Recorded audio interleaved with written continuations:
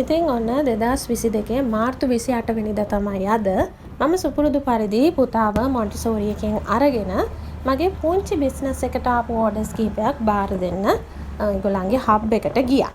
ඉතින් ගිහිල්ලා ඒවා වැඩ ටික ඔක්කොම කරගෙන එනකොට මෙන්න මේ වගේ රිටර්න්ස් ප්‍රමාණිකුත් මට හම්බුණා. ඒ කියන්නේ ඩිලිවර් වෙච්ච නැති පැකේජස් කිහිපයක් හම්බ වුණා. ඉතින් ওই ටිකත් අරගෙන එන ගමන් මට අද හිතුණා ඕගොල්ලන්ට මේ පුංචි බිස්නස් වලදී අපිට වෙන මේ රිටර්න් සම්බන්ධයෙන් පොඩ්ඩක් කතා කරන්න. මොකද පහුගිය දවස්වල ඔයාලා මගෙන් මේක අහපු දෙයක් නිසා. ඉතින් ඔන්න අපි දැන් ගෙදර ආවා. ඉතින් මං හිතුවා ඔයාලට පොඩි වීඩියෝ එකක් කරන්න ඕන කියලා. මොකද පහුගිය දවස් ටිකේ ගොඩ දෙනෙක් මගෙන් අහපු දෙයක්. සහෝදරිය පුංචි බිස්නස් කරන අය මං වගේ ගෙදර ඉඳලා තනියෙන්. ඉතින් ඒ වගේ අහපු පොඩි කාරණයක් අද කතා කරන්න ඕන කිව්වා රිටර්න්ස්. ඉතින් මං ඔයගලන්ට පෙන්නුවා මට මේ අද දවසේ ආපු රිටර්න්ස්. ඉතින් ඔයාලා පොඩ්ඩක් අලුත් අය නම් මාගේ channel එකට මං චුට්ටක් කියන්න. දැන් මේ පුංචි ව්‍යාපාරේ මම මේ වෙනකොට දැනට ක්‍රම දෙකකට කරන එකක් දරස් වෙබ්සයිට් එක හරහා කරනවා. අනිත් එක තමයි සාමාන්‍ය මගේ ඕඩර් විදියට පර්සනලි කරලා වෙනම කුරියර් හරහා යවනවා. මම ඉතින් ඩොමෙක්ස් එක්ස්ප්‍රස් හරහා තමයි යවන්නේ දැනට. ඉතින් රිටර්න්ස් ගැන කතා කරද්දී කෑෂ් ඔන් ඩිලිවරි ප්‍රශ්නේදී තමයි රිටර්න්ස් ගැන කතාවට එන්නේ. ඉතින් ගොඩක් අය පහුගිය දවස්වල ඇහුවා අක්කේ අපිත් කෑෂ් ඔන් ඩිලිවරි කරන්න ආසයි නමුත් හරි බයයි. එහෙම කියන අය ඉන්නවා. සමහරු කෑෂ් ඔන් ඩිලිවරි කරලා රිටර්න්ස් එන්න පටන් ගත්තාම ඒ වෙන පාඩුව ගැන හිතලා ඒක නොකරම නවත්තලා දාපු අය ඉන්නවා. ඉතින් ඒගොල්ලෝ මගෙන් අදහස් ඇහුවා මොකද මේකට කරන්නේ අක්කේ කියලා. ඉතින් මගේ පුංචි දැනුම අනුව මම ඔයාලට කියන්නම්. දැන් අවුරුදු කිහිපයක එක්ස්පීරියන්ස් උත් තියෙන නිසා මම පොඩි අදහස් ටිකක් ඔයගලන්ට දෙන්න. ඔයගොල්ලෝ සුදුසුම දේ බලලා කරන්න ඔයාගේ බිස්නස් එකට ගැලපෙන විදිය දෙයක්. ඉතින් ඊට කලින් මම අද ඔයාලට මට ආපු රිටර්න්ස් ටික පෙන්නන්න. ඊට කලින් මේ දේත් කියන්න. කෑෂ් ඔන් ඩිලිවරි කියන්නේ මොකද්ද? දැන් සමහර අලුතෙන්ම මේ වැඩේ පටන් ගන්න අය මොකක් හරි තමුන්ගේ බිස්නස් එකක් කරන අය බලයි cash on delivery. Cash on delivery කියන්නේ ඩිලිවරි වෙන අවස්ථාවේදී සල්ලි ගෙවලා ඒක බාර ගැනීම කියන එක. ඒ කියන්නේ කස්ටමර්ට අපි ගිහින් දෙනකොට එයා සල්ලි ගෙවලා ඒ පාර්සල් එක ඉල්ල ගන්නවා. ඒක තමයි කෑෂ් ඔන් ඩිලිවරි. ඉතින් ඒකෙදි ඇයි මිනිස්සු ගොඩක්ම කෑෂ් ඔන් ඩිලිවරි ඉල්ලන්නේ? මම දකින්න විදිහට ප්‍රධාන හේතු දෙකක් තියෙනවා. එකක් තමයි අද ඉතින් සමාජයේ හරිම මේ හොරු වංචාකාරයෝ පිළිලානේ. ඉතින් ඒගොල්ලන්ට සැකයි කලින් සල්ලි ගෙවලා මං ඕඩර් කරපු දේ මේගොල්ලෝ එවයිද? හරි දේ මට එවයිද? නේද? නැත්නම් මොනවා හරි වෙන එකක් එවලා නිකයිදී දොන්න ඔය බය. ප්‍රධානම හේතුව තමයි ඔය බය. මේගොල්ලෝ අපිව රවට්ටයිද කියන එක. ඊළඟ කාරණේ තමයි මට ගොඩක් අහුවෙලා තියෙනවා. දැන් මාත් එක්ක නම් ගොඩක් ගනුදෙනු කරන්නේ ටිකක් අම්මලා කියන්නේ කාන්තාවෝ. ඉතින් ඒගොල්ලෝ ගෙදර ඉන්නකොට සමහර වෙලාවට බබාලා හින්දා යාලට බැංකු වලට යන්න බෑ සල්ලි ගෙවන්න. දැන් නම් ගොඩක් ඔන්ලයින් ට්‍රාන්ස්ෆර් වලට පොඩ්ඩක් shift වෙවි යනවා. නමුත් ඒත් සමහරු ඒක ගැන දන්නේ නැහැ. ඒක කරන්න නුහුරුයි ඔය වගේ ප්‍රශ්න හින්දා අර බැංකුවටම ගිහින් සල්ලි ගෙවන්න ඕන පිරිසක් ඉන්නවා. ඉතින් ඒගොල්ලෝට වෙලාවක් නැහැ. ඒක කරදරයක් ඒගොල්ලන්ට. ඉතින් ඒගොල්ලන්ගේ පහසුවට තමයි ගොඩක් වෙලාවට එයාලා ඉල්ලන්නේ කෑෂ් ඔන් ඩිලිවරි. ඉතින් ඔය හේතු දෙක තමයි ගොඩක් වෙලාවට මම නම් දැකලා තියෙන්නේ. ඉතින් ඒ හින්දා අපිට දැන් ව්‍යාපාරය අපි පොඩියට කරනවා නම් කෑෂ් ඔන් ඩිලිවරි කරන්නම ඕනේද කියලා කට්ටියක් අහනවා. මගේ අර බිස්නස් ස්ටෝරි වීඩියෝ එක ඔයගොල්ලෝ බැලුවා නම් මම දිග වීඩියෝ එකක් කරලා තියෙනවා. මම ඒකෙදි කියලා තියෙනවා ඔයගලන්ට මගේ බිස්නස් එකත් හිමින් ගිය එක. මේ විදියට මගේ ඕඩර්ස් ප්‍රමාණය වැඩි උනේ මම කෑෂ් ඔන් ඩිලිවරි කරන්න පටන් ගත්තට පස්සේ කියලා. ඉතින් මුලිනුත් මමත් කරේ අර සාම්ප්‍රදායික ක්‍රමයට කවුරු හරි මගේ බැංකුවට සල්ලි දැම්මට පස්සේ මට සේෆ්. මං ඊට පස්සේ මගේ භාණ්ඩය මෙතනලා එයාට යවන එක තමයි මමත් කළේ. නමුත් කල්ලි අධ්‍යයද්දි මට තේරුණා මේ විදියට අපිට බිස්නස් එකක් දියුණු කරගන්න බෑ කියලා. මම නම් කියන්නේ රිස්ක් එකක් තියෙනවා. මොකද්ද අපි බලමු මේ මොනවද අපිට මේකෙන් වෙන පාඩු මොනවද කියන දේ අපි කතා කරමු. නමුත් බිස්නස් එකක් උඩට ගන්න ඕන නම් අනිවාර්යයෙන්ම කෑෂ් ඔන් ඩිලිවරි ඔප්ෂන් එකට යන්න ඕන කියන එක තමයි මම කියන්නේ. ඒකේ තියෙනවා රිස්ක් එකක් පාඩුවක් තියෙනවා. නමුත් ඒ ස්ටෙප් එකට අත ගහන්න ඕනේ කියන එක තමයි මම නම් හිතන්නේ. අපි බලමු මොකද්ද දැන් මේ කෑෂ් ඔන් ඩෙලිවරි වෙනකොට මේ සෙලර්ට එන පාඩුව මොකද්ද කියන දේ බලමු. ඉතින් සමහර වෙලාවට ඕගොල්ලෝ ඔන්ලයින් ඕඩර් කරලා සමහර වෙලාවට එන ඕඩර්ස් බාර ගන්න නැතුව අද මේක ගන්න බෑ කියලා ප්‍රතික්ෂේප කරලා ආපු අය වෙන්න ඇති. යවන අය වෙන්නත් ඇති මේක බලන්නේ. එහෙම අයට දැනගන්න මම පොඩ්ඩක් පෙන්නන්නම්. දැන් අද මට හම්බුණා රිටර්න් පැකට්ස් 4ක්. ඉස්සෙල්ලා එක මම පෙන්නන්නම්කෝ. මෙන්න තියෙනවා පැකට්ස් 4. ඉතින් මේ ටික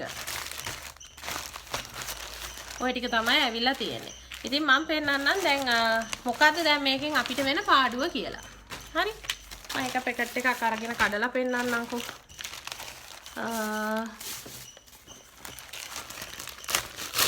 දැන් outer pack එක. දැන් විශේෂයෙන්ම මේ වගේ වෙබ්සයිට් එක හරහා යවනකොට මේ පැකින් පාවිච්චි කරන්න ඕන.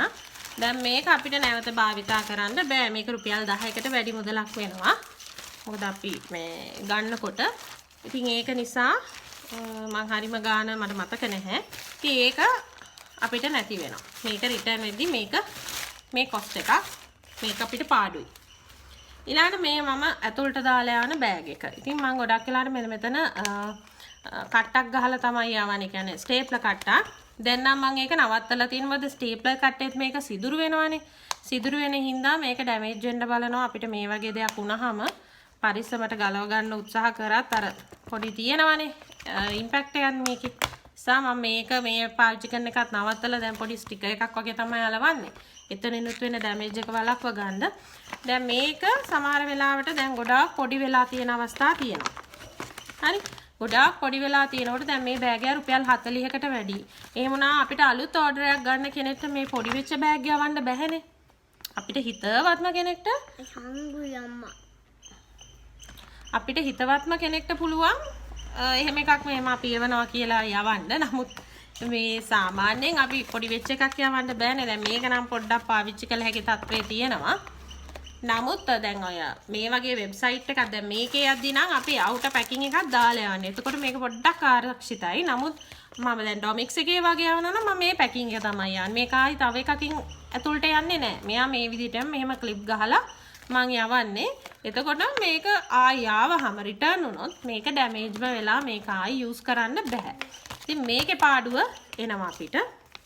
එලාට ඇතුලේ අපි ආවපු දේවල් වලට නම් ලොකු පාඩුවක් සිද්ධ වෙන්නේ නැහැ.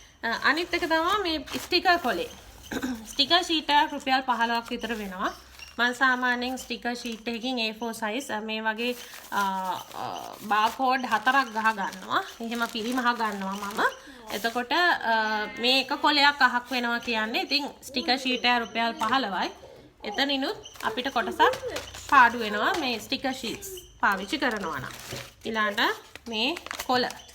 එයාලට ඉන්වොයිස් යවපු කොල අපිට පාඩු වෙනවා. දැන් මේ කාලේ නම් කොල හිඟේකුත් තියෙනවානේ. මේ 2022 මාර්තු මම මේ කතා කරන්නේ.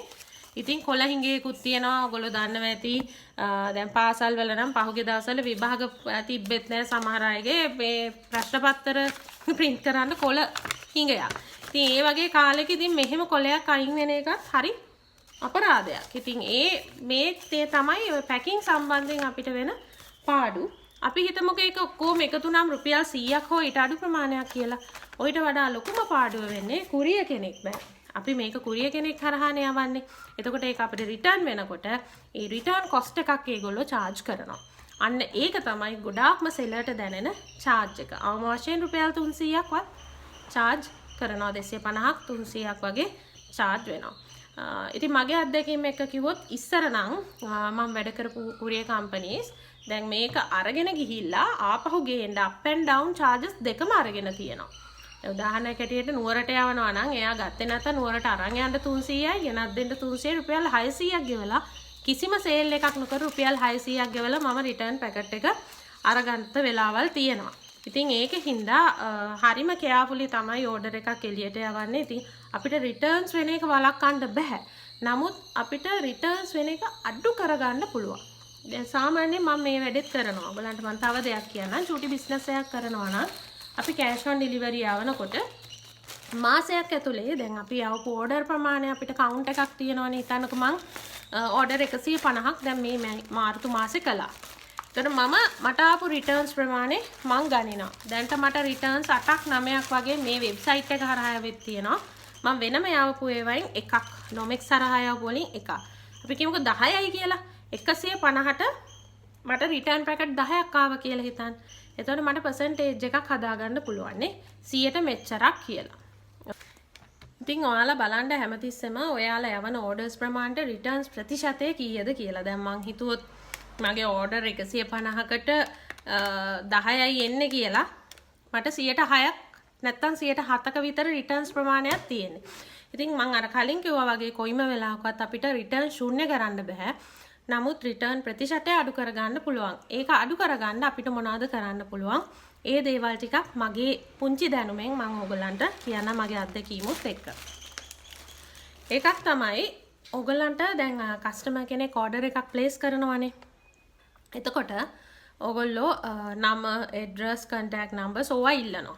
එතකොට ඔයාට පුළුවන් ඒ දෙන කන්ටැක්ට් නම්බර් එක වැඩ කරන නම්බර් එකක්ද කියලා බලන්න. ඉතින් ඉස්සර මං හරියට ওই වැඩේ කළා. මං ඒ හැමෝටම හැම කස්ටමර්ටම කෝල් කරනවා. ඉතින් සමහර ෆෝන් නම්බර්ස් වැඩ කරන්නේ නැහැ. සමහර ඒවා කොච්චර කෝල් කරත් ආන්සර් කරන්නේ නැහැ. ඉතින් ඒ වගේ ඒවට මම යවන්නේ නැහැ. මොකද ඕක අපි එළියට යවුවත් ඔය ප්‍රශ්නේම අපේ කුරියටත් සිද්ධ වෙනවා. කුරියටත් සිද්ධ වෙනවා.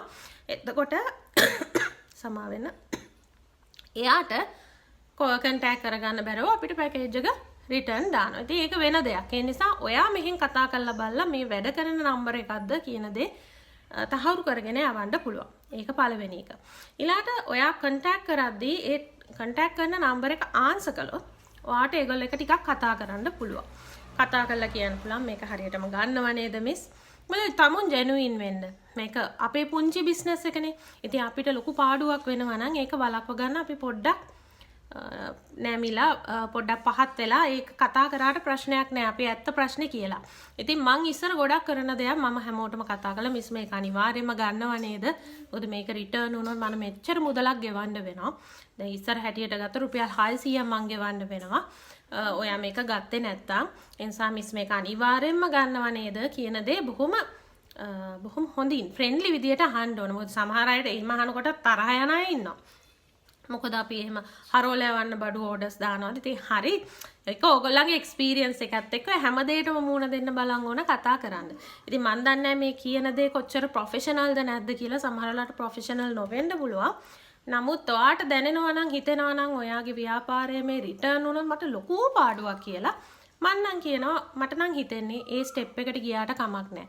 එයාට ඇත්ත සැටියෙන් කිව්වහම ඔයගොල්ලෝ දන්නේ නැහැ සමහර වෙලාවට මට අත්දැකීම් තියෙනවා. මම මෙහෙම කිව්වහම මොකද පහු කාලෙක මට රිටර්න්ස් ගොඩක් ආපු කාලෙක මම මෙහෙම කියන්න පෙළඹුණා. මම කිව්වහම ඒගොල්ලෝ සමහරු කැන්සල් කරා ඕඩරේ. එහෙමද මිස් එහෙනම් තව පහු වෙලා මං ගන්නම්. මොකද අර වගකීමක් ගන්න එතකොට ඒගොල්ලෝ බයයි. ඇත්තනේ දැන් මට අතේ සල්ලි තිබුණ නැත්තම් මේක මෙයාට ගෙවන්න. එතකොට එයාට වගකීමක් දැනෙන්න ගන්නවා කස්ටමර්ට. මේක සෙල්ලමක් නෙමෙයි මම මේ කරන්නේ ඕඩර් එකක් දාන එක. අන්න ඒ தත්ත්වය ඒක හඳුන්වලා එයාට තේරුම් කරලා දෙන්න ඕනේ. එතකොට ගොඩක් සමහර ඕඩර්ස් කස්ටමර්ස්ලා කැන්සල් කරලා තිබුණා. සමහරව එහෙම කැන්සල් කරන්න හිටියා නම් ඒක නැවතුණා. ඉතින් ඒ නිසා මට යම් කිසි ප්‍රමාණයක් රිටර්න්ස් අඩු කරගන්න පුළුවන් වුණා. ඉතින් කස්ටමර් එක්ක හරියට කමියුනිකේට් කිරීම තමයි ඊළඟ කාරණේ. අනිත් එක තමයි ඩෙලිවරි කරද්දී ඔයාලට පුළුවන් ඔයාලගේ ප්‍රදේශී අවට ටික විතරක් හරි පුළුවන් නම් ඔයාගේ කෙනෙක් ලව්ව ඩිලිවර් කරන්න. මොකද එහෙම එකක් රිටර්න් වුණොත් ඔයාට ලොකු පාඩුවක් නෑනේ. තමුන්ගේ කෙනෙක්නේ නේද? මොකද කුරියර් කම්පනීස් වගේ 100ක් charge කිරීමක් වෙන්නේ නෑනේ. ඉතින් අපේ කෙනෙක් යන්නේ. තමුන්ට මුණත් යන්න පුළුවන්. මම දන්නවා එහෙම කරන. අපිත් ඉස්සර මමත් එහෙම කළා තියෙනවා. මගේ වෙහිකල් එක තියෙන කාලේ මම ඒක කළා තියෙනවා. ඉතින් සමහර දවස්වලට මගේ තාත්තා හස්බන්ඩ්ගේ තාත්තා එහෙම ඩෙලිවරිස් වලට ගිහිල්ලා තියෙනවා ළඟ තැන්වල. ඉතින් මට මේවා කියන්න පැකිලෙන්න ඕනේ නැහැ. අපි පටන් ගත්ත පුංචි කාලේ තමුන්ගේ කෙනෙක් මගේ හස්බන්ඩ්ත් ගිහිල්ලා තියෙනවා. එයාටත් ටිකක් මේ එක්ස්පීරියන්ස් එක ගන්න ඕන කියලා මට මතකයි. බයික් එකක් අරන් එයාත් එක කාලයක් ගියා. දවස් කිහිපයක් යට කරන්න අමාරුයි.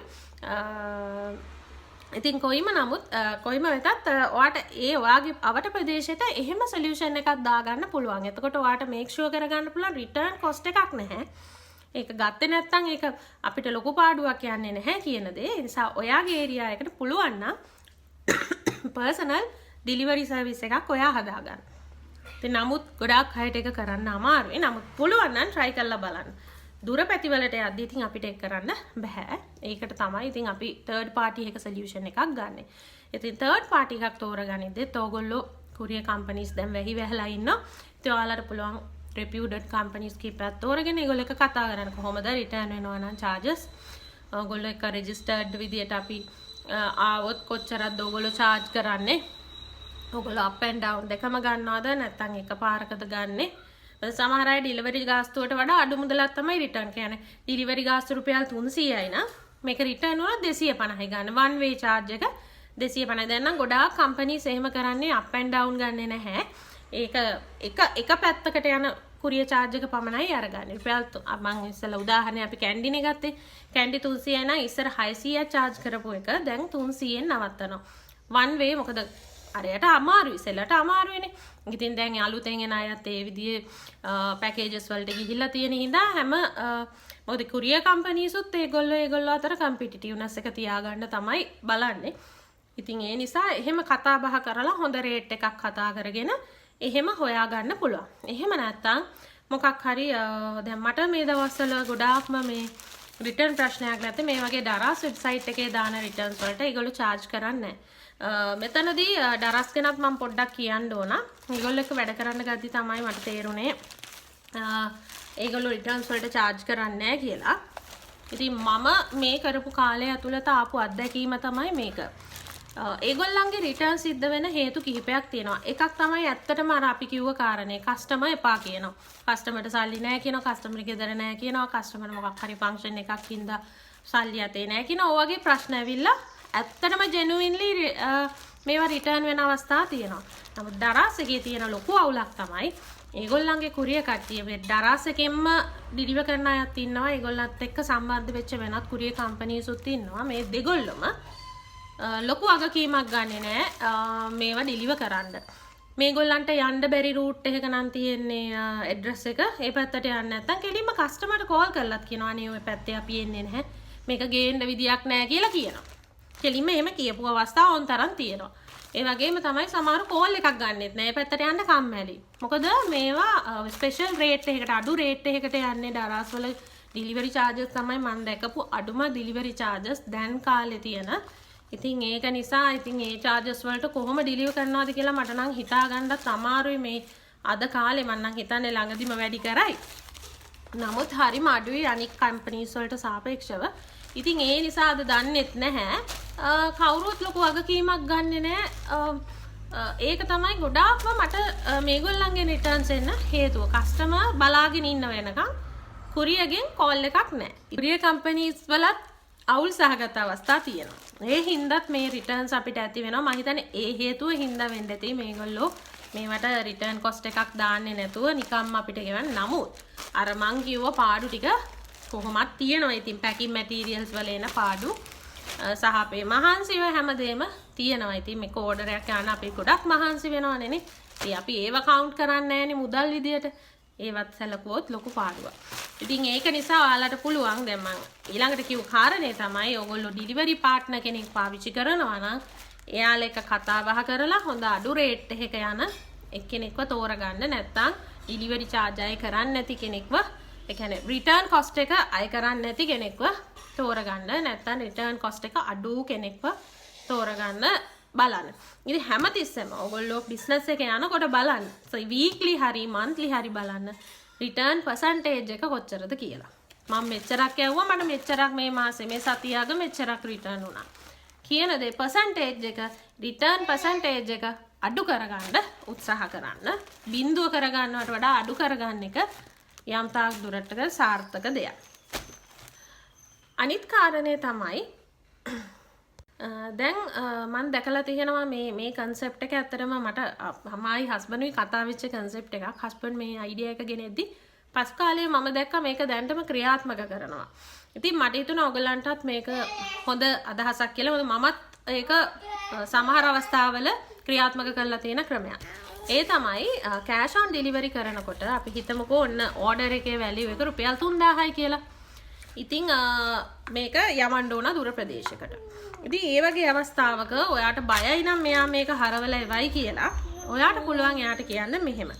මට මේකේ මුදලින් කොටසක් ගෙවන්න ඉතුරු ටික මං කෑෂ් ඔන් ඩෙලිවරි විදියට එවන්නම් කියලා. ඒ කියන්නේ මෙහෙමයි. එතනදී දැන් රුපියල් 3000 ඔඩරේට 1500 කිල්ලන එක නෙමෙයි. එහෙම නෙමෙයි. දැන් ඔයා හිතන්න මේක ඔයා යවනවා අපහ මං ගන්න නුවර. නුවරට ඔයා යවනවා මේ පාර්සල් එක 3000 ඔඩරේ. එතකොට ඔයාට කියන්න පුළුවන් ඔයාට පුළුවන් නම් රුපියල් 300ක් ඩිපොසිට් කරන්න. නැත්තම් 500ක් ඩිපොසිට් කරන්න. ATM එකකට ගිහිල්ලා හරි ඩිපොසිට් කරන්න. මං කෑෂ් ඔන් ඩෙලිවරි එවන්න රුපියල් 500ක් ඔයා දැම්ම මං 2500ට කෑෂ් ඔන් ඩෙලිවරි විදියට එවන්න. ඇයි අපි එහෙම දාන එකේ වාසිය? දැන් අපිට කලින් සල්ලි චුට්ටක් ලැබිලා තියෙනවා. ඒක ඇත්තටම හදිස්සිය හරි මේ පාර්සල් එක රිටර්න් වුණොත් අපිට ඒකට හිලව් කරගන්න පුළුවන් නේ. මොකද අපි ගාව සල්ලි තියෙනවා. ඕල්රෙඩි අපි අරගෙන තියෙනවා රුපියල් 300ක් 400ක් 500ක් අපි අරන් තියෙනවා. එතකොට ඇත්තටම අපිට බය වෙන්න දෙයක් නැහැ. මේක රිටර්න් වුණත් ඒ රිටර්න් charge එක අපිට හම්බෙලා තියෙන්නේ. ඉතින් ඒක non refundable. ඉතින් කවුරු හරි එහෙම ගෙවන කෙනා කාමදාකවත් පැකේජ් එක රිටර්න් වෙන්න දෙන්නේ නැහැ. එහෙම රිටර්න් වෙන්න දුන්නත් ඔයාට යතේ සල්ලි තියෙනවා. ඔයාට පුළුවන් පැකේජ් එක ඔයා ගත්තේ නැහැ නෙමෙයි. ඉතින් මම මේක කපාගෙන ඉතුරු සල්ලි ඕනනම් ඔයාට දෙන්න. හරි? ඔයාගේ රිටර්න් කොස්ට් එක රුපියල් 300 නම් ඔයා 500ක් එයාගෙන් ඉල්ල ගන්නවා. ඔයා රුපියල් 200ක් එයාට දීලා 300 වගේ රිටර්න් කොස්ට් එකට ගන්න පුළුවන්. ඒ වගේ පොඩි ට්‍රිකි දෙයක් කරන්න පුළුවන්. නැත්තම් අපිට සර්වයිව් වෙන්න අමාරුයි. විශේෂයෙන්ම කෑෂ් ඔන් ඩෙලිවරි පැත්තෙන් ගොඩාක් අය ඉල්ලනකොට. ඉතින් එතනදිත් ඇත්තම කිව්වොත් අර මං කිව්ව හේතු මං කියවනේ කීපයක් මිනිස්සු බැංකුව යන්න අකමැති. ඒක ඉතින් අර රුපියල් 500ක් ගෙවා ගන්න බය වෙන්නේ නැති වෙන්න පුළුවන්. නමුත් ඒකටත් බය මිනිස්සු ඉන්නවා නම් ඉතින් අමාරුයි. ඊට පස්සේ වා තීරණය කරන්න ඕන ඒකත් ඕනේ මම යවලා බලනවා කියලා රිස්ක් එකක් ගන්න ඔයාට පුළුවන්. එහෙම නැත්තම් ඉතින් අර ගොඩක් මුදලක් ගෙවනවට වඩා 500ක් ගෙවන එක ප්‍රශ්නයක් නෑ කියලා හිතලා ගෙවන්න පෙළඹෙන අයත් ඉන්න පුළුවන් නේ. ඉතින් ඒක නිසා ඔය වගේ එක ක්‍රම ඔයාලට අත්හදා බලන්න පුළුවන්. ඔයාලගේ රිටර්න්ස් අඩු කරන්න. මම හිතනවා මාදු ගොඩක් කතා කරා. මොකද මේක මගෙන් ඇහැව්වා ඔයගොල්ලෝ. අහපු නිසා මගේ දැනුමෙන් පුංචි දෙයක් තමයි මේ කිව්වේ. ඉතින් මේක ලොකුවට හොඳට කරන අයට හොඳ අදහස් ඇති. ඉතින් ඒක මට අදාළ නැහැ. මගේ දැනුමෙන් මම කිව්වේ මේ අවුරුදු 10 11 බොහොම අහිංසක විදියට රිටර්න්ස් ප්‍රතිශතය අඩු කරගන්න ක්‍රම. ඉතින් බලන්න ඕගොල්ලෝ කරලා ඕගොල්ලොත් මොනවා හරි විශේෂ ටිප්ස් ඇන්ඩ් ට්‍රික්ස් පාවිච්චි කරනවා නම් රිටර්න්ස් අඩු කරන්න ඒවත් පල්ලෙහෙන් කමෙන්ට් කරන්න. මොකද මේක බලන අහිංසක මිනිස්සෙක් ව්‍යාපාරයක් පටන් ගන්නවා නම් ඒකට ප්‍රයෝජනවත් වෙන්නේ. අහිංසක මිනිස්සෙක් කියලා මම අදහස් කළේ ඒක අහිංසක බලාපොරොත්තු වෙන්නේ තමුන්ගේ ව්‍යාපාරයක් පටන් අරගෙන ඒක ලස්සනට වැඩි කරගෙන නේද? ඉතින් එහෙම බලාපොරොත්තු වෙන කෙනෙක්ට මේ වගේ අදහස් හරිය වටිනවා. ඉතින් මේවා කියන්න කවුරුත් නැහැ. මේ වගේ දේවල් ෂෙයා කරගන්නව හරි අඩුයි.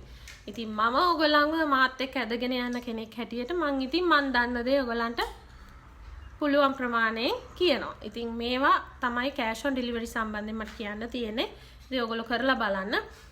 කොහොම වුණත් මොක වුණත් අවසානයේදී මම ඔයගොල්ලන්ට කියන්නේ කිසිම පුංචි ව්‍යාපාරයක් හෝ රිස්ක් එකක් ගන්න නැතුව ඉස්සරහට අරන් යන්න අමාරුයි. ඉතින් හැමතිස්සෙම කොස්ට් එකම හිතන්න එපා. සමහර වෙලාවට මේ පුංචි පාඩුව වුණත් ඔයාට ඊට වඩා හොඳ කස්ටමර් බේස් එකක් හැදෙන්න පුළුවන්. ඔයාට මේ වෙන පාඩුවෙන් පැත්තෙන් බැලුවත් ඔයාට අලුත් කට්ටිය ගොඩක් එකතු වෙන්න පුළුවන් කෑෂ් ඔන් ඩෙලිවරි සේවාව තියෙනවා නම්. ඒ නිසා හැමතිස්සෙම මම නම් කියන්නේ මේ පැත්තට යන්න ඒ ස්ටෙප් එකට අත ගහන්න. එතකොට ඔයාට බලා ඉඳද්දී ඔයාගේ ඕඩර්ස් බිස්නස් දියුණු කරගන්න, يعني ඔයාට ලැබෙන ඕඩර්ස් ප්‍රමාණය වැඩි කරගන්න පුළුවන් වෙනවා. හරි එහෙමනම් මං ගිහිල්ලා එන්නම්. සුබ දවසක්. ආයෙත් දවසක මුණ ගැහෙමු. මොනවා හරි වැදගත් දෙයක් කතා කරමු. අම්මා